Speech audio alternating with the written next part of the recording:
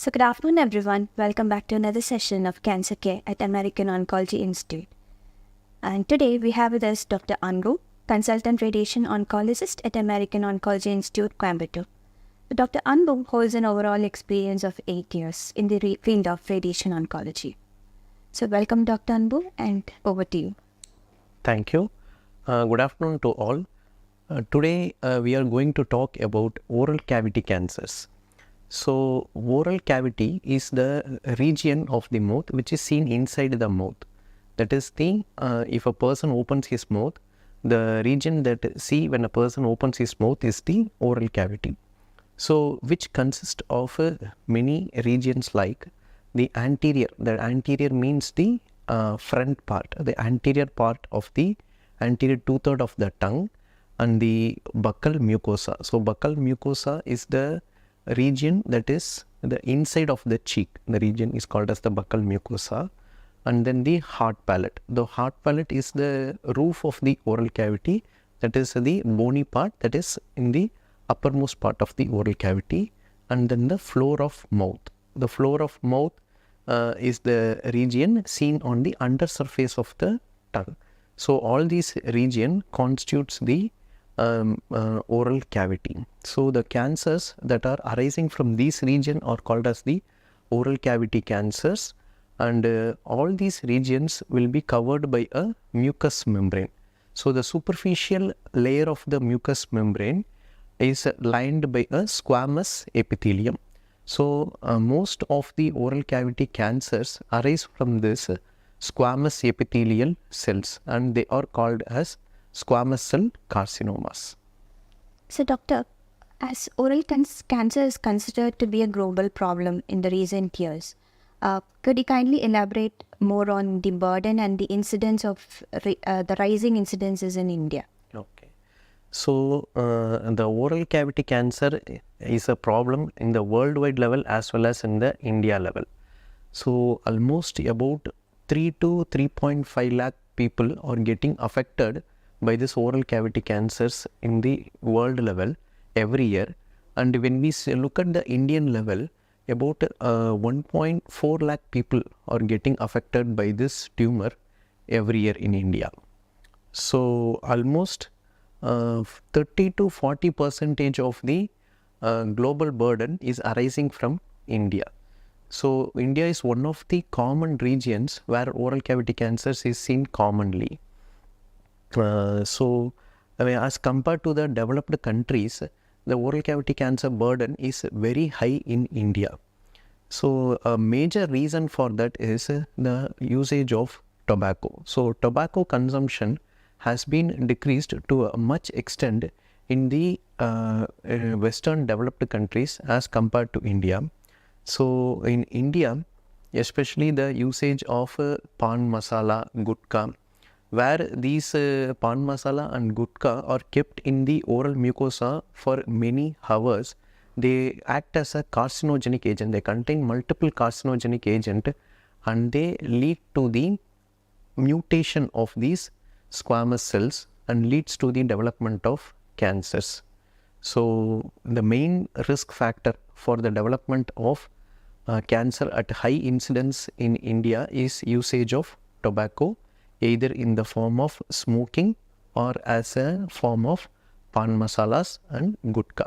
So persons who are taking these tobacco products are at a 5 to 20% more risk of developing oral cavity cancers than when compared to persons who are not using these tobacco products.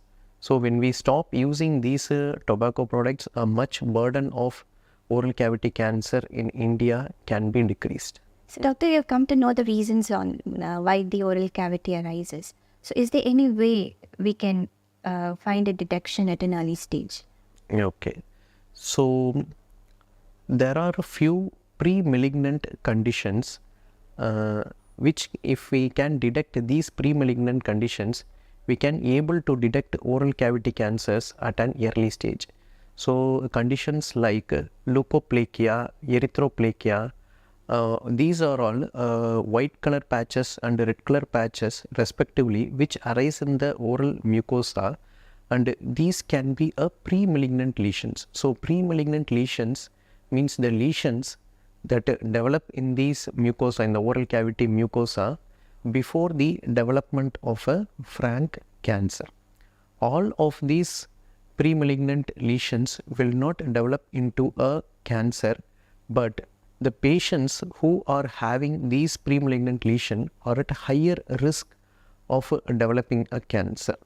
For example, persons having leukoplakia have about 10% chance of developing a oral cavity cancer, and patients having erythroplakia have about 50% chance of developing a oral cavity cancer. If we can able to detect these along with leukoplakia, erythroplakia, there is one more condition called as submucosal fibrosis, and this submucosal fibrosis is seen commonly in person who are using tobacco a lot.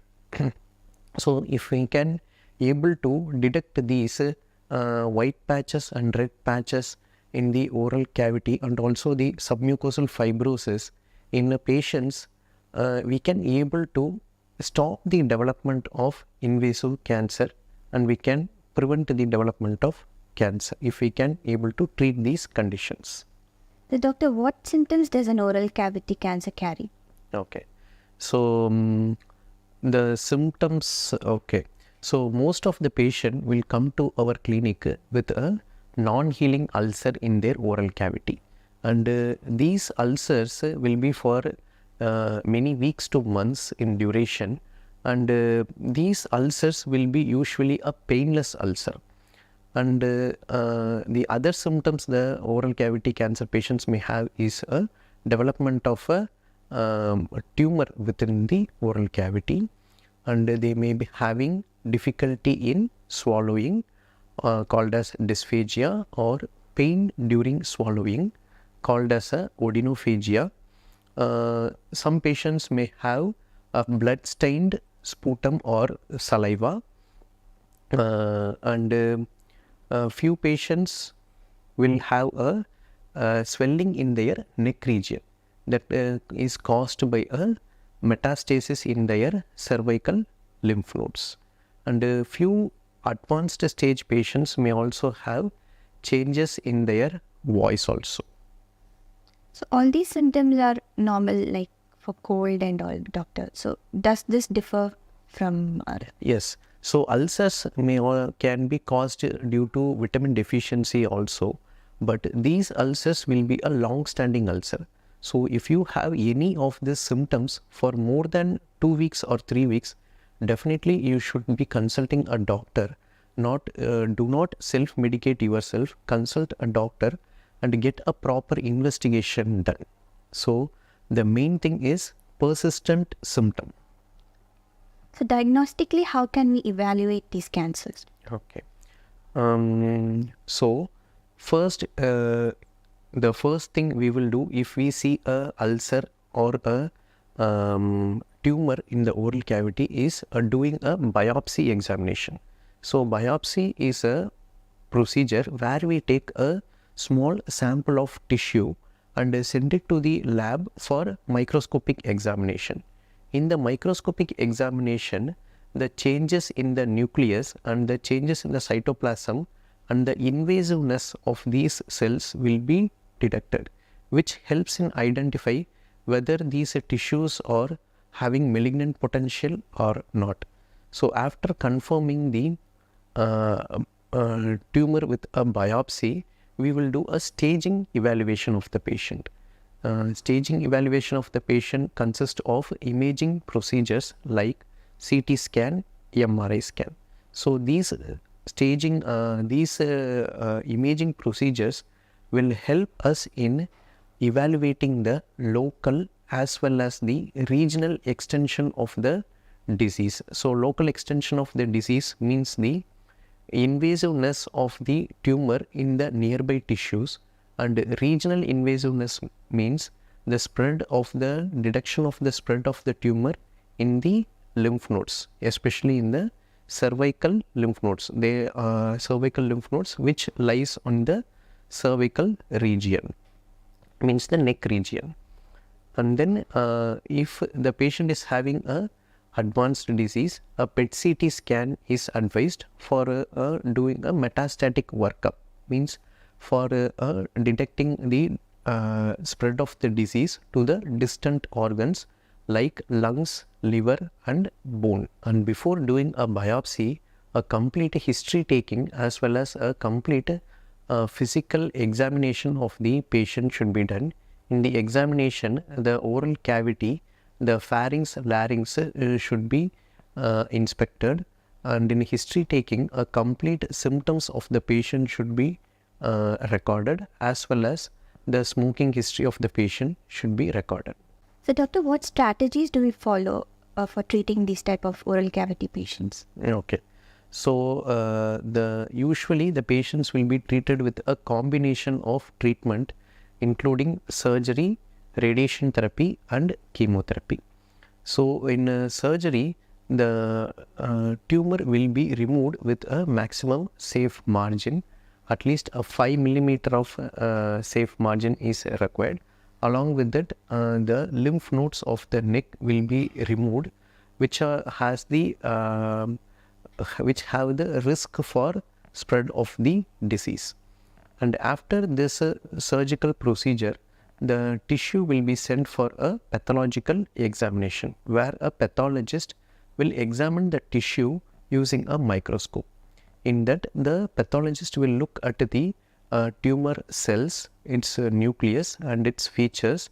He will try to grade the tumor as a high grade, intermediate grade or a low grade.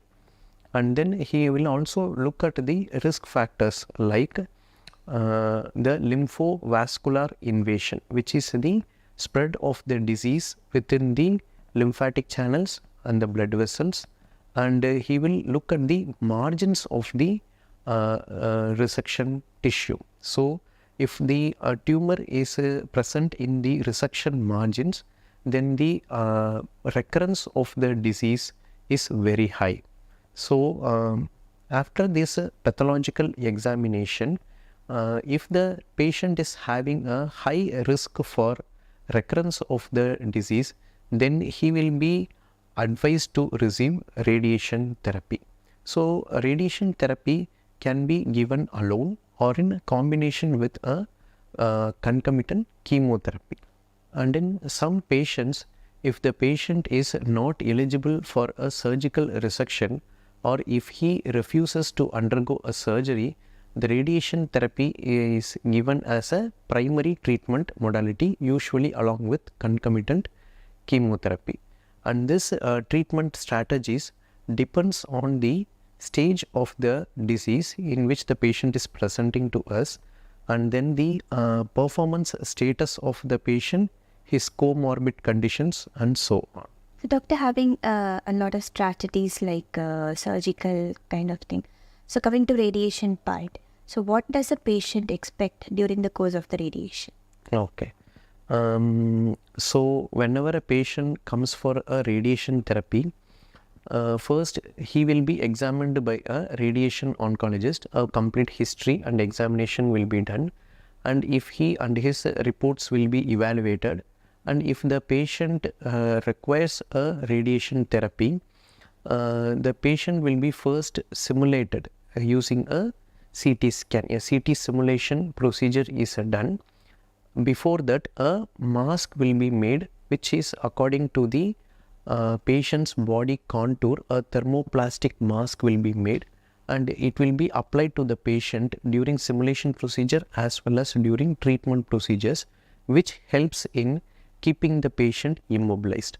And then the CT scan is taken, and this CT scan will be transferred to the treatment planning system, and in that treatment planning system, a radiation oncologist and a physicist will determine the radiation plan that is customized, specifically made for that patient. And the plan will be made such that a maximum dose will be delivered to the tumor area, and a minimum dose that is delivered to the normal structures that is surrounding the tumor tissue, so that the patient will be having a minimal radiation induced toxicity.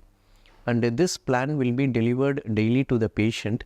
Before delivering radiation to the patient, imaging is done using in-couch imaging devices for verification of the patient procedure for improving the accuracy of treatment delivery. So, doctor, we have a basic view on the technical part side of the radiation treatment. So, does this involve any side effects during and after the course of the treatment? Yes, as with any treatment, it will also be having few side effects. But as we compared to radiation therapy that was delivered before 15-20 years back, now the radiation therapy has evolved a long way. Previously, we used to treat the patient with only two field, a right side field and a left side field. And nowadays, we are treating the patients with image guided intensity modulated radiation therapy. And these radiations are very precise, and they produce very less side effects as compared to older techniques. So what are the side effects that we can expect is the patient may have dryness of mouth, that is because of the hypofunctioning of their salivary gland, and the patient may develop mucositis, dermatitis during the course of the treatment, which may lead to mild painful swallowing, or it may lead to the dryness of the skin. So sometimes the patient may develop a condition called as a osteoradionecrosis, but it is a very rare condition seen nowadays. So which in this condition, the bone of the mandible bone, the maxillary bone may go in for a necrosis, radiation induced necrosis. But these complications are seen at a very low rate in these advanced techniques of radiation. So, doctor, as we have an age-old saying that prevention is better than cure. So, kindly educate us on the preventive measures. So, how we can prevent the development of oral cavity cancer? So, the first thing we need to do is to avoid habits such as smoking, tobacco chewing, and alcoholism. So, this is the first thing we need to do. And then we can have doctor's evaluation whenever you are having a persistent symptoms like oral cavity pain, difficulty in swallowing, or any bleeding from the mouth like that. So by these practices, you can able to reduce the incidence of oral cavity cancers. So, thank you, doctor. Thank you for educating us on the oral cavity cancer and its symptoms and thing. And thank you, viewers, for watching this live session. Stay tuned. And if you have any queries, please reach us out through the messenger or post your comment sections below. Thank you.